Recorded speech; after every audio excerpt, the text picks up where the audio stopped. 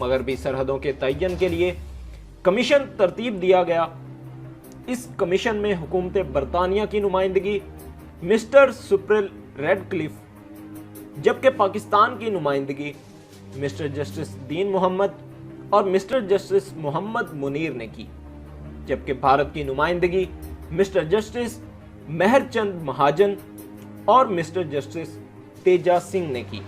Radcliffe 8 जुलाई 1947 को दिल्ली पहुंचा और आते ही लॉर्ड माउंटबेटन से मुलाकात की।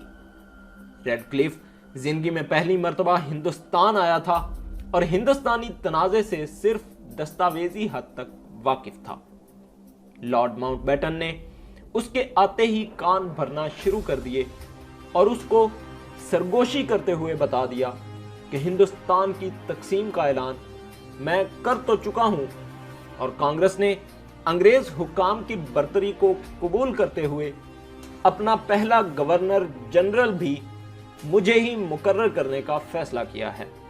इसलिए हमारे नज़दीक पाकिस्तान की निस्बत हिंदुस्तान के मफादात ज़्यादा अहमियत रखते हैं। आबादी के लिहाज से मैंने पंजाब की सरहदों की निशानदही कर दी है, लेकिन बदकिस्मती से मुझे बाद में कांग्रेसी रहनुमाओं ने बताया कि जब तमाम रियासतों को खुद मुख्तारी हासिल हो गई है और इस खुद मुख्तारी से उन्हें इजाज़त दे दी गई है कि वो जिस मुल्क से चाहें इल्हाक कर लें, तो हमारे लिए सबसे बड़ा मसला हिंदुस्तान की अजीम रियासत कश्मीर के इल्हाक का मसला मुश्किल का बायस बन जाएगा, क्योंकि मौजूदा सूरत में कश्मीर हिंदुस्तान से बिल्कुल कट कर पूरे का पूरा पाकिस्तान के साथ जुग्राफियाई इल्हाक पर मजबूर हो जाएगा। इसलिए कुछ ऐसी सरहदों का तयन रहना चाहिए जिससे हिंदुस्तान की डायरेक्ट रसाई कश्मीर तक हो जानी चाहिए। जहां तक उसके इल्हाक करने का ताल्लुक है, उसके लिए भारत बाद में राह हमवार कर लेगा। इसके अलावा माउंटबेटन ने यह बात भी जोरदार अल्फाज में कही कि मैंने हिंदुस्तान वालों को पहले से बता दिया है कि 3 जून की नशरी तकरीर में बताई गई सरहदों में तगय्युर व तबद्दुल का इम्कान मौजूद है। रेडक्लिफ ने माउंटबेटन के उन अल्फाज को दिलो दिमाग में बिठा लिया।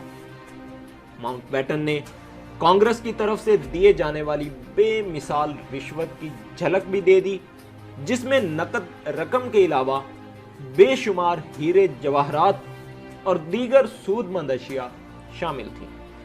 इस तरह बरतानिया का एक नुमाइंदा मनसबे इंसाफ के तकाज़ों को रिश्वत और जानिबदारी के पांव तले रोनने के लिए हमातन तैयार हो गया और उसने हद्दुल मक़दूर ऐसा कर भी दिया। मशरकी सरहद के तयन के लिए पाकिस्तान और हिंदुस्तान के नुमाइंदों में नंबर 1 मिस्टर सुप्रिल रेडक्लिफ हुकूमत बरतानिया, जबकि number 2 mister Abu Saleh Mohammad Akram Pakistan, mister justice S.A. Rehman Pakistan, mister C.C. बवास हिंदुस्तान और मिस्टर B.A. मुखर्जी हिंदुस्तान शामिल थे। इस कमीशन ने 22 जुलाई को अपना काम शुरू कर दिया, जबकि वो तमाम हालात का जायजा ले चुका था। अभी हदबंदी के नज़ाई नुकात कमीशन के सामने भी ना आए थे कि रेडक्लिफ ने जस्टिस दीन मोहम्मद के साथ हवाई जहाज में पंजाब के खास इलाके यानी ज़िला अमृतसर, ज़िला गुरदासपुर और ज़िला फिरोजपुर पर परवाज करने की ख्वाहिश का इजहार किया। इस परवाज से वो ये देखना चाहता था कि जोग्राफियाई लिहाज से किस हद तक कश्मीर को हिंदुस्तान से मुल्हिक किया जा सकता है और मगरबी पंजाब को खुश्क साली का शिकार करने के लिए किस हद तक ज़िला फिरोजपुर के आबी रास्तों को हिंदुस्तान के हवाले कर सकता है।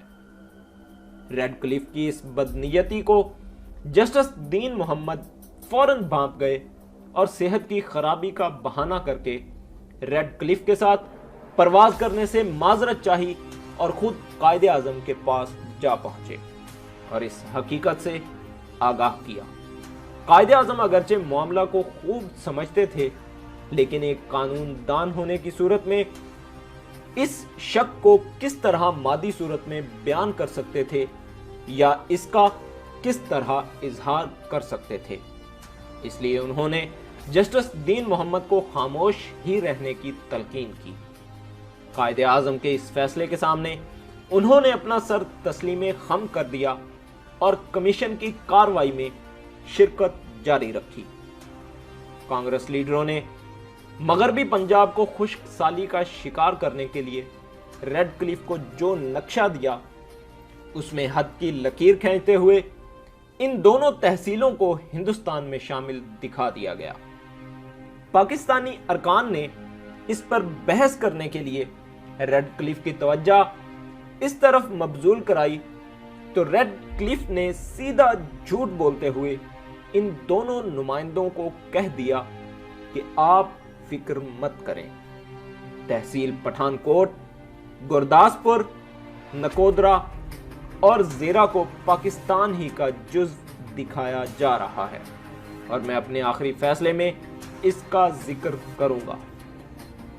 پاکستانی نمائندوں نے اس دروغ گوئی پر مبنی یقین دہانی پر اعتبار کیا اور خاموشی اختیار کر لی۔ ریڈ کلف نے اپنی آخری رپورٹ 9 اگست 1947 کو وائسرائے کو پیش کر دی۔